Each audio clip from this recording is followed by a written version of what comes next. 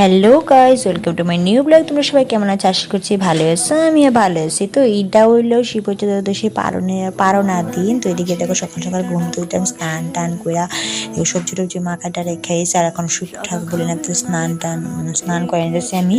তো স্নান করে ঠাকুরের পূজা টুজা দিয়ে তারপর আমি ঠাকুরের লেগা ভালো সকাল রাখা আপাতত ভালো সেবাটা দিয়ে দিতেছি।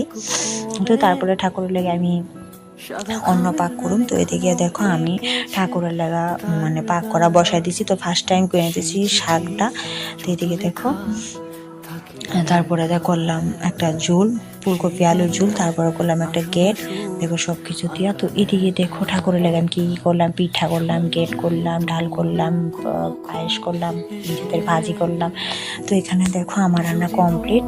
আর এদিকে দেখো পায়েস ভোগ দিয়ে সুন্দর করে ঠাকুরের লাগে আমি রান্না করে পাক করে নিয়েছি। ওইদিকে সবাই কমেন্টে জানায়ও যে কীরকম হয়েছে। আমার খুবই ভালো লাগে ঠাকুরের লাগা কিছু মানে রান্না করে গোপালের কাছে লাগাইতে। তো এদিকে দেখো আমার পূজা দেওয়া কমপ্লিট। তারপরে আমরা সবাই বয়ে গেলাম, মা, বাবু, আমি, ভাই। তো